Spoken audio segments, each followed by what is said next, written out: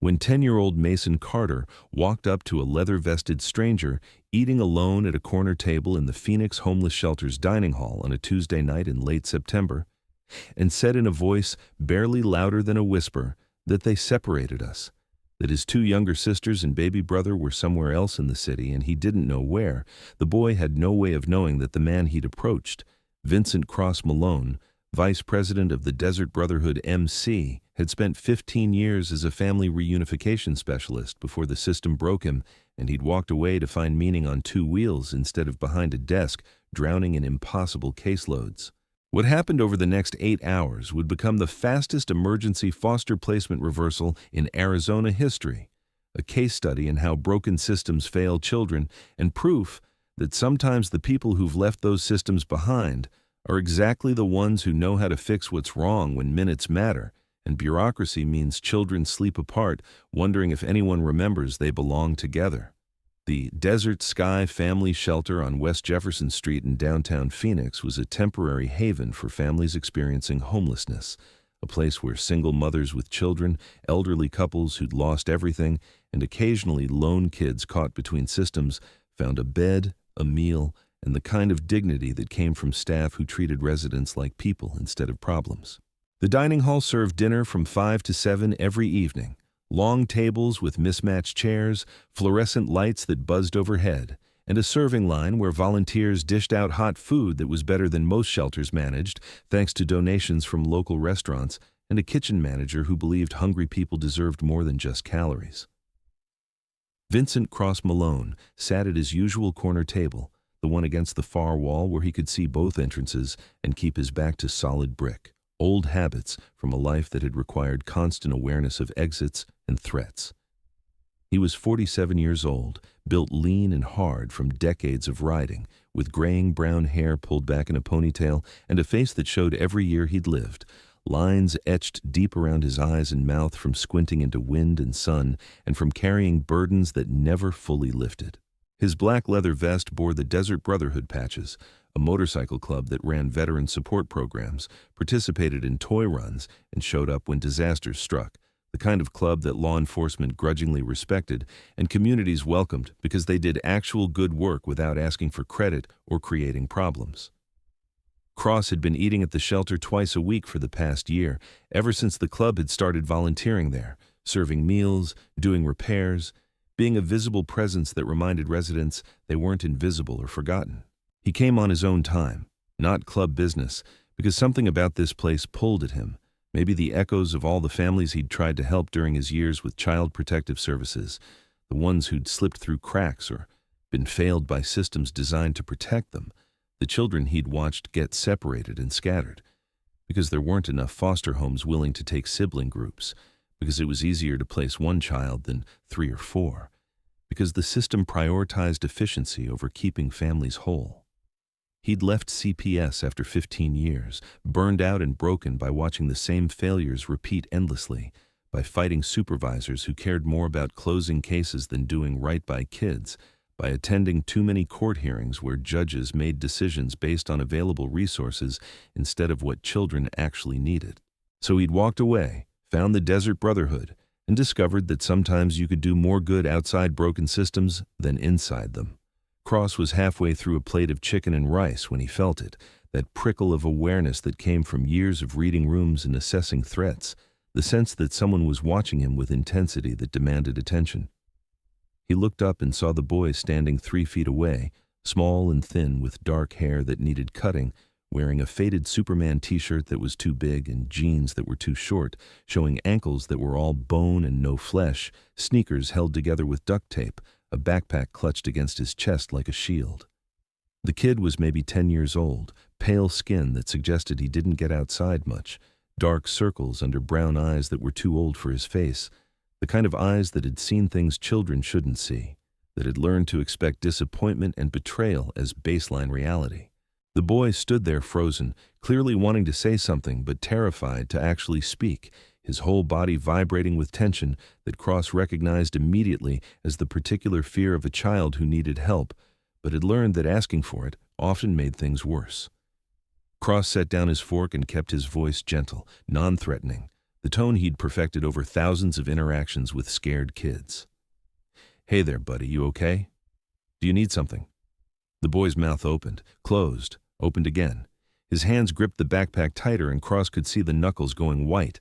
Then the kid took one step closer and the words came out in a rush, tumbling over each other like he'd been holding them in so long they exploded the moment he found someone who might actually listen. "They separated us," the boy said, his voice shaking. "My sisters and my brother, they took them somewhere else, and they won't tell me where they are, and I don't know if they're okay, and nobody will help me find them, and I need to know if they're safe, because I'm supposed to take care of them, and I promised Mom I'd keep us together, but they separated us anyway, and I don't know what to do." Cross felt his chest tighten, that old familiar anger rising, the rage that had burned through him during his CPS years. Every time he'd watch siblings get split up because the system couldn't be bothered to keep families whole, because it was easier to farm children out to separate placements than find one home that would take them all, because siblings' rights meant nothing compared to administrative convenience. He kept his expression calm, even though his blood was running cold. "What's your name, son?" "Mason." "Mason Carter." "I'm 10. Where are your parents, Mason?" The boy's face crumpled. "Mom died 3 weeks ago. She had cancer, and there was nobody else, and we went into foster care, but they couldn't find a place that would take all 4 of us, so they split us up yesterday. And I'm here, and Emma's somewhere, and Lily's somewhere else, and I don't even know where baby Connor is, and he's only 2, and he cries when I'm not there, and nobody will tell me anything."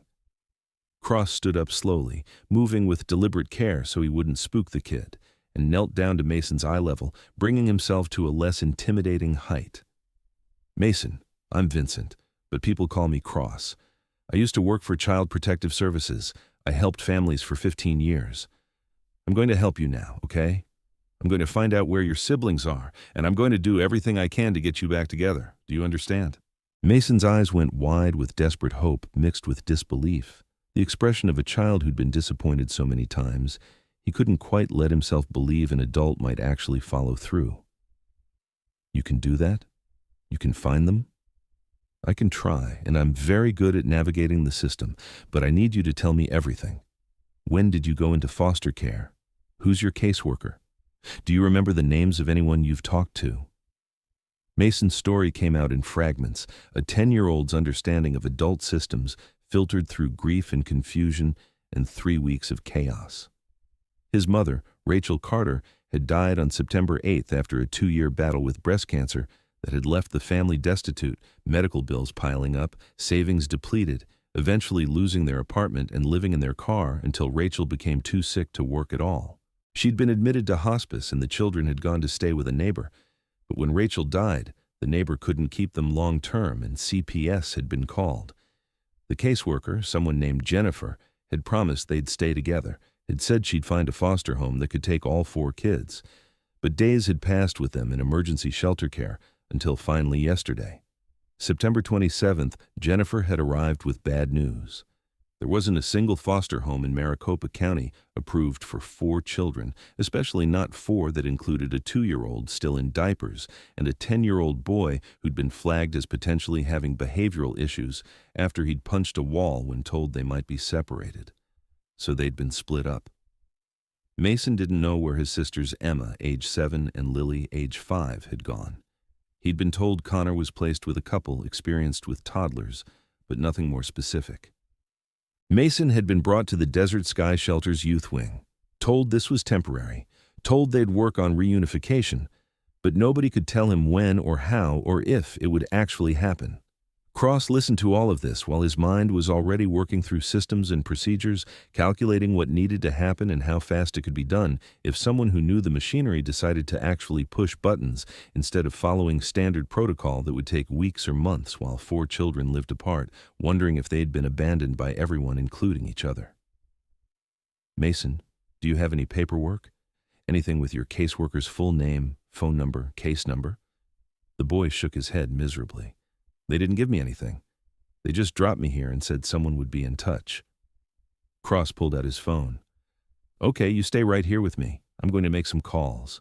First, he called the Desert Sky Shelter's main office and spoke with Linda Reyes, The director, who knew him from his volunteer work, explained the situation, asked if she had any information on Mason Carter's placement. Linda confirmed what Mason had said. 4 siblings separated yesterday. Mason assigned to their youth wing temporarily. No timeline for reunification. Caseworker was Jennifer Holloway from CPS District 4. Cross thanked her and made his next call. Jennifer Holloway's phone went to voicemail. Cross left a message identifying himself, giving his old CPS credentials even though he'd resigned years ago, asking for immediate callback regarding the Carter sibling group, emphasizing urgency. Then he called someone who owed him favors, Marcus Webb, a supervisor at District 4 who'd started the same year as Cross and had stayed in the system despite everything, because he genuinely believed he could make incremental differences even when the machine ground people down. Marcus answered on the second ring. "Cross, man, it's been forever. What's going on?" "Marcus, I need a favor and I need it tonight. There's a sibling group that got separated yesterday, 4 kids, ages 2 to 10, mother died 3 weeks ago. Caseworker Jennifer Holloway. I've got the oldest boy here at Desert Sky Shelter and he's falling apart because he doesn't know where his siblings are. I need current placement addresses and I need to know why they were split instead of kept together." Marcus sighed heavily. "Hold on, let me pull the file." Cross could hear typing, the familiar sounds of CPS database navigation, the clicking and loading that happened when you searched for children in the system. After 30 seconds, Marcus came back on. "Okay, got it. Carter sibling group. Yeah, this is rough. Mom died September 8th, kids went to emergency placement. Holloway tried to find a home for all 4, but there's literally nobody in the county approved for that many, especially with the age spread. She held them together for almost 3 weeks, which is longer than protocol requires. Then yesterday she had to split them because she was getting pressure from her supervisor to close the placement process and move them into stable situations. Mason went to Desert Sky Youth Wing. Emma and Lily went together to a foster home in Tempe, couple named Anderson. Connor went to a different home in Scottsdale, couple experienced with toddlers named Martinez. That's all I've got." Cross felt the anger building. "So they're in 3 different locations across the valley and nobody thought maybe we should keep siblings together." "Marcus, you know as well as I do that splitting siblings causes lifelong trauma. These kids just lost their mother, and now they've lost each other. There's got to be a way to fix this." Marcus's voice was tired. "Cross, you know the system. There's no foster homes approved for 4 kids. We can't just magic one into existence. The best we can do is try to facilitate regular visits and work toward eventual reunification. But that takes time, evaluations, court approvals." "I get it," Cross said, his voice tight. "I get that the system has constraints. But these constraints are hurting children and there's got to be exceptions, emergency procedures, something. These kids have been through hell and we're making it worse by separating them when they need each other most. What if I could find a placement that would take all 4? "Tonight?" Marcus laughed bitterly. "If you can find a licensed foster home willing to take 4 kids, including a toddler, on 0 notice in the middle of the night, I will personally fast-track the paperwork. But Cross, you know that's not realistic. Nobody's going to agree to that. You'd need someone already licensed, with space for 4 children, willing to disrupt their entire life immediately and emotionally prepared to handle the complex trauma these kids are carrying. That's asking for a miracle." "Then I'll find a miracle," Cross said. "Give me the addresses where the kids are now. I'm going to go see them, let them know their brother's okay, and then I'm going to fix this." Marcus provided the addresses, made Cross promise he wouldn't do anything that would get either of them fired or arrested, and hung up sounding doubtful that anything would come of this beyond Cross giving himself new nightmares to carry. Cross looked down at Mason, who'd been sitting very still the whole time, clearly trying to hear both sides of the conversation, his face tight with hope and fear in equal measure. "Mason, I know where your siblings are. I'm going to take you to see them tonight, okay? All 3 of them. And then I'm going to do something that might not work, but I have to try because you 4 belong together and the system's wrong to separate you." Mason's eyes filled with tears. "Really? You're taking me to see Emma and Lily and Connor? Tonight? Really? But first I need to make one more call and it's going to sound crazy, but I need you to trust me." Cross pulled up his contacts, found the name he was looking for, and hit dial. The phone rang 4 times before a woman answered, sounding breathless like she'd been in the middle of something physical. "Hello? Rachel, it's Cross. I need to ask you something, and I need you to not hang up until I'm done explaining." Rachel Diaz, his ex-wife of 5 years, mother of his 2 grown children, and a woman who'd stayed friends with him despite the divorce because they both believed in trying to be decent humans even when marriage hadn't worked out, sounded immediately suspicious. "Cross? What's going on? It's 10 at night." Cross took a breath and launched into it before she could interrupt. "There are 4 children who just lost their mother to cancer 3 weeks ago. The system split them up yesterday because nobody's approved to take all 4. The oldest is 10, and he's standing right here in front of me at the homeless shelter looking like his world ended, which it did. The other 3 are scattered across the valley, and they're all traumatized and scared and wondering if they'll ever see each other again. I know you and David got licensed as foster parents 2 years ago when you were thinking about taking in your niece. I know that didn't happen, and your license is still active. I know your house has 4 bedrooms because I helped you buy it. I know this is insane to ask, but Rachel, these kids need someone tonight, and you're the only person I know who could actually do this." Rachel was silent for 10 long seconds. Cross could hear her breathing, could picture her face doing that thing where she processed impossible requests and tried to figure out if he'd lost his mind or if there was actually something real here worth considering. Finally, she said, "Cross, you're asking me and David to take in 4 traumatized children we've never met tonight with 0 preparation, 0 warning, and somehow believe this is a good idea?" "Yes," Cross said simply, "because the alternative is those 4 kids spend weeks or months apart while the system grinds through paperwork and they all carry the trauma of abandonment on top of losing their mother. Because you and David are good people who got licensed specifically because you wanted to help kids. Because I wouldn't ask if there was any other option, because these children deserve better than what the system's giving them." More silence. Then Rachel said, "David's right here. I'm putting you on speaker." Cross heard fumbling. Then David Diaz's voice, deeper and calmer than Rachel's, the steady presence that had made him a good stepfather to Cross's kids, even though the marriage had ended. "Cross, explain this again from the beginning." Cross did, laying out everything Mason had told him, everything Marcus had confirmed, the 3 separate placements, the lack of approved homes, the system's failure to prioritize sibling bonds, the desperation in a 10-year-old boy's voice when he'd said they separated us like it was the worst thing that could happen because it was. He explained that he'd worked with these situations for 15 years, that he knew trauma when he saw it, that Mason was holding himself together by pure will and the hope that someone somewhere might actually care enough to fight for them.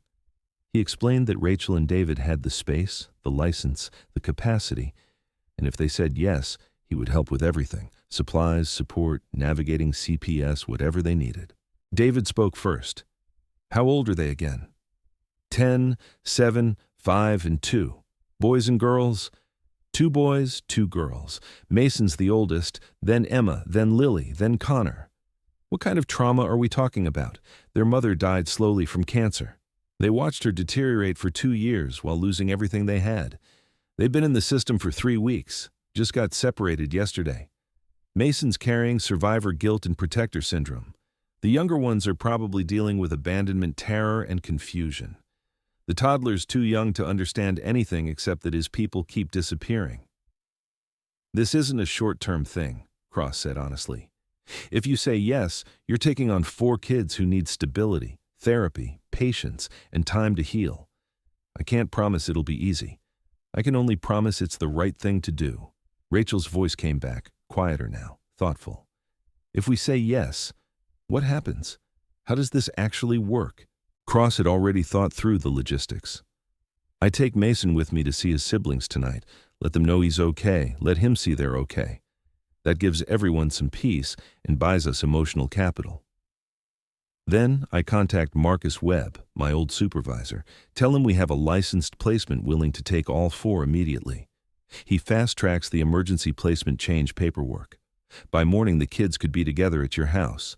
It's irregular but not illegal, and given the circumstances, any judge would approve it.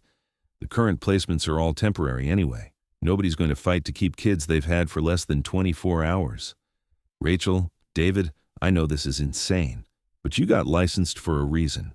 Here's a chance to use it for exactly what the system's supposed to do: keep siblings together and give traumatized kids a safe place to heal.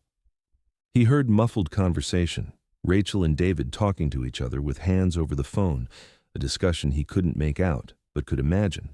Two decent people weighing the massive disruption this would cause against their own capacity for compassion and their belief that actions mattered more than convenience. After what felt like an hour but was probably 2 minutes, Rachel came back on.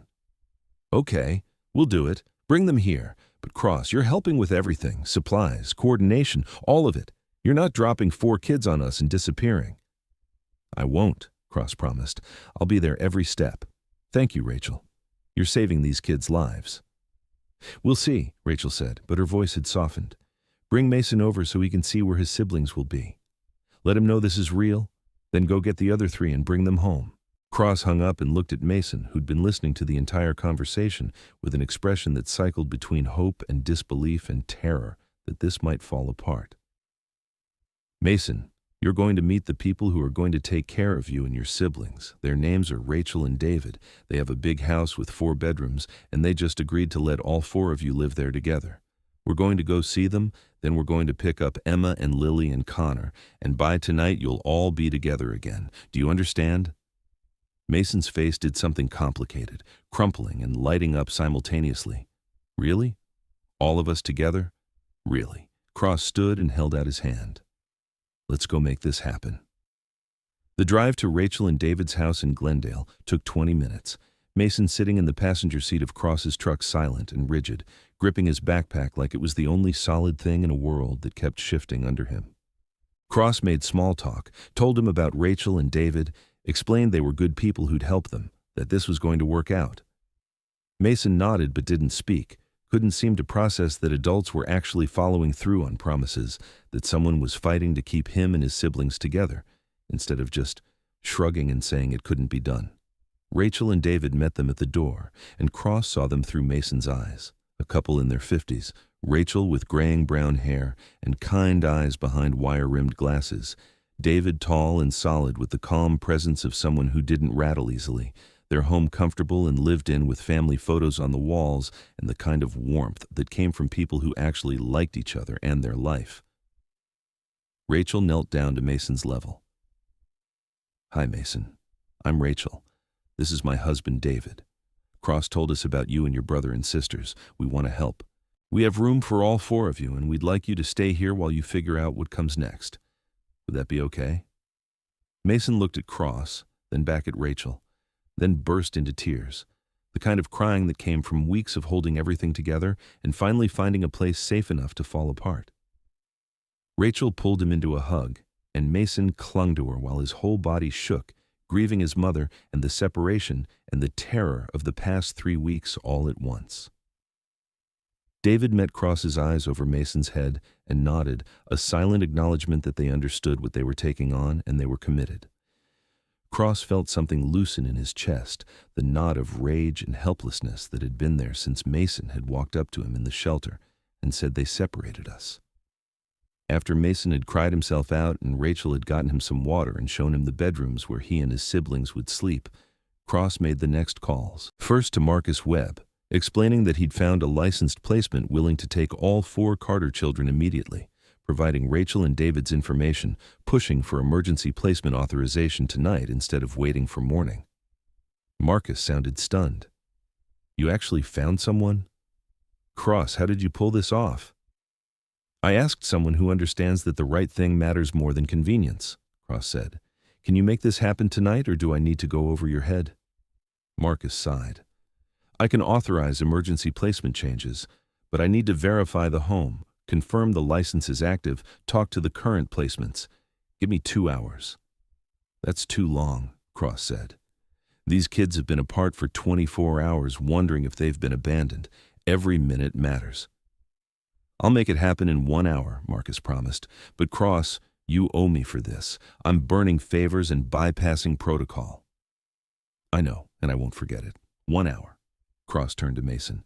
We're going to get your siblings now, all 3 of them. First, we're getting Emma and Lily from their foster home in Tempe. Then we're getting Connor from Scottsdale. Then we're bringing everyone back here. You ready? Mason nodded, his face set with determination that made him look older than 10. Let's go get my family. The drive to Tempe took 30 minutes through Phoenix traffic, Mason silent beside Cross, fidgeting with his backpack straps, bouncing his knee in anxiety. The Anderson house was a modest ranch-style home in a quiet neighborhood, and when Cross knocked on the door at 11:15 at night, the woman who answered looked exhausted and wary. Mrs. Anderson? I'm Vincent Malone. I called earlier about Emma and Lily Carter. I'm here to pick them up for emergency placement transfer. The woman, mid-40s with tired eyes and the defeated look of someone who'd been trying to help but was overwhelmed, nodded slowly. CPS called and said you were coming. The girls are in the living room. They haven't slept. They keep asking about their brothers. Cross and Mason walked into the living room and found 2 little girls sitting on a couch. Emma, 7 years old, with dark hair and tangled braids, wearing princess pajamas, and Lily, 5 years old, smaller and skinnier, wearing mismatched clothes that clearly weren't hers, both of them looking lost and scared. Then Emma saw Mason and screamed his name, launching herself off the couch and running to him. Mason caught her, and they collided in a hug that nearly knocked him over, both of them crying, Lily scrambling after her sister and wrapping herself around both of them, the 3 children holding each other like they'd been drowning and finally found something solid to grip. Mason kept saying, "It's okay, I got you, we're staying together," over and over while his sisters clung to him. Mrs. Anderson watched with tears in her eyes. I tried to keep them calm, but they were so scared. I'm glad someone's keeping them together. This system breaks my heart sometimes. Cross thanked her, helped gather the few belongings the girls had, and got all 3 children into his truck. Next stop was Scottsdale, another 40 minutes across the valley to the Martinez house where 2-year-old Connor had been placed.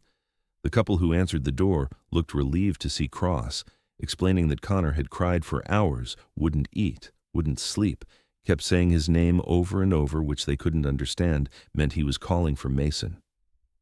Cross explained the situation, showed them the authorization Marcus had sent via email, and they brought Connor out. A tiny boy with Mason's dark hair and brown eyes, wearing a diaper and a t-shirt, his face blotchy from crying. Mason took his baby brother from Mrs.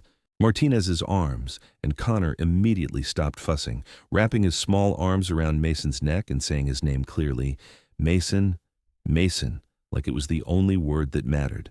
Mason held him tight, tears streaming down his face, whispering, "I'm here, buddy. I'm here. I got you." Emma and Lily pressed close, touching their baby brother, all 4 children reconnected after 24 hours that had felt like a lifetime. Cross felt his own eyes burning, watching this reunion, remembering every time in his CPS career when he'd had to separate siblings, and told himself it was necessary, that there was no other option, knowing now like he'd known then that it was a lie the system told itself to justify cruelty disguised as policy. The drive back to Rachel and David's house took an hour, all 4 children squeezed into the back seat of Cross's extended cab truck, Connor asleep on Mason's lap, Emma and Lily leaning against their brother, everyone touching everyone else like they needed constant physical confirmation that this was real, that they were together. Cross called Rachel en route, told her they were coming with all 4 kids, asked if she and David were ready. She laughed quietly. As ready as we'll ever be for 4 traumatized children to arrive at 1 in the morning. We've got beds made, food ready, and a lot of hope that we're not completely insane. You're not insane, Cross said. You're exactly what these kids need. They arrived at 1:47 in the morning. Rachel and David met them at the door and helped carry sleeping Lily inside, showed them to bedrooms that Rachel had quickly set up with borrowed beds and sheets, gave the older kids water and crackers, let Connor stay attached to Mason because separating them seemed cruel after everything. By 2:30, everyone was settled, the 4 Carter children in 2 bedrooms next to each other, doors open so they could see each other, Mason refusing to sleep until he'd checked on his siblings 3 times, making sure they were real and safe, and still there. Cross sat at Rachel and David's kitchen table drinking coffee while they processed what had just happened, the whirlwind of taking in 4 children in the span of 3 hours, the enormity of the commitment they'd made. "You two are incredible," Cross said quietly. "Most people would have said no. Most people would have found a reason why it was impossible. You just did it." David shrugged. "We got licensed because we wanted to help kids. Here's 4 kids who need help. Seems straightforward." Rachel smiled tiredly. "Ask me again in a week if it still seems straightforward." "But Cross, you were right. These kids belong together. You could see it in the way they held each other. Separating them would have been cruel. The system should have figured that out on its own." "The system's broken," Cross said. "It's built on scarcity and efficiency instead of what children actually need. That's why people like you matter. You're bypassing the broken parts and doing what's right." Over the following weeks, the Carter children settled into Rachel and David's home with the kind of tentative hope that came from trauma survivors learning to trust again. Mason relaxed incrementally, his protective vigilance easing as he realized his siblings were safe and no one was taking them away. Emma started smiling again, slowly, carefully. Lily began talking more, her voice getting stronger. Connor stopped crying every time Mason left the room, learning that his brother always came back. The legal process moved forward with Marcus Webb's help, emergency placement approved, long-term foster care arrangements formalized, therapy sessions scheduled for all 4 children. Cross visited 3 times a week, helping with homework, teaching Mason to change the oil in Rachel's car, reading bedtime stories to Lily, playing with Connor in the backyard. He became Uncle Cross, the man who'd believed Mason when he said they separated us, who'd fought to fix what the system had broken, who'd proven that sometimes the people outside institutions were more effective than the institutions themselves. 6 months later, Rachel and David began adoption proceedings for all 4 Carter children, and Mason stood in family court at 10 years old and told the judge that these were his parents now, the people who'd kept his family together when everyone else had split them apart, the people who'd given them a home where belonging wasn't conditional and love wasn't scarce. The judge approved the adoption, and Mason hugged Rachel and David while his siblings cheered, a family forged not by blood but by the decision of 2 people to say yes when it would have been easier to say no, to take on 4 traumatized children because it was the right thing to do even when it was the hard thing to do. Years later, when Mason was 17 and applying to college with plans to study social work, he wrote his application essay about the night a stranger in a homeless shelter had listened when he said they separated us, about the biker who'd known exactly how broken the system was because he'd been part of it and left when he couldn't fix it from inside, about the couple who'd taken in 4 kids at 1 in the morning because someone had asked them to be brave, and they'd said yes. He wrote about how family wasn't just who you were born to, but who showed up when you needed them, who fought to keep you together when systems tried to split you apart, who believed that children deserved better than bureaucratic convenience.